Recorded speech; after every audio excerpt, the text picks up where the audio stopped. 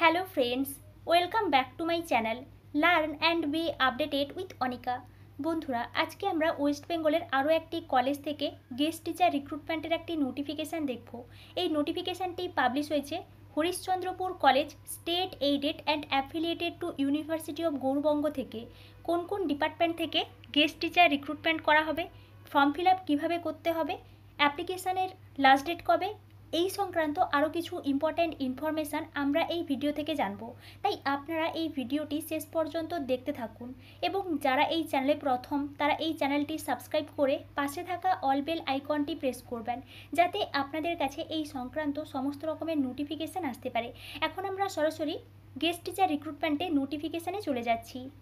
আমরা হরিশ্চন্দ্রপুর কলেজের অফিসিয়াল ওয়েবসাইটে আছি। উপরে দেখুন লিঙ্কটা দেওয়া আছে। হরিশ্চন্দ্রপুর কলেজের অফিসিয়াল ওয়েবসাইটে এলে আপনারা এই ধরনের ইন্টারফেস দেখতে পাবেন। এবার আপনারা যদি একটু নিচের দিকে দেখেন তাহলে আপনারা এখানে দেখতে পাবেন নোটিশ বোর্ড দেওয়া আছে এবং প্রথমেই যে নোটিফিকেশানটি দেওয়া আছে, notice regarding the invited lecture for different subjects and one data entry operator for Harishchandrapur college. এখানে আপনারা ক্লিক করবেন, তাহলেই আপনাদের সামনে একটা পিডিএফ ওপেন হয়ে যাবে এবং আপনারা এখান থেকে ডিটেলসটা জানতে পারবেন।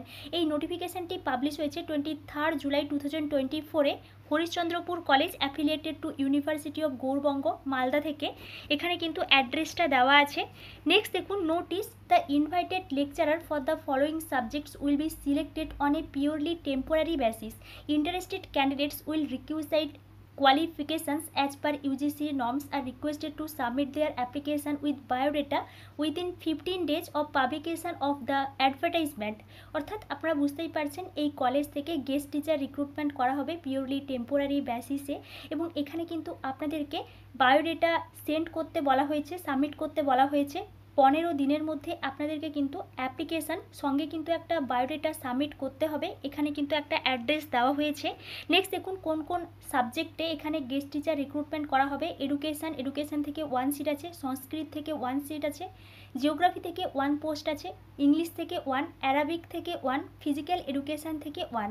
নেক্সট দেখুন, 1 data entry operator will be selected on a contractual basis. Interested candidates will graduation in any discipline and diploma in computer and requested to submit their application with biodata within 15 days of publication of the advertisement in the following address।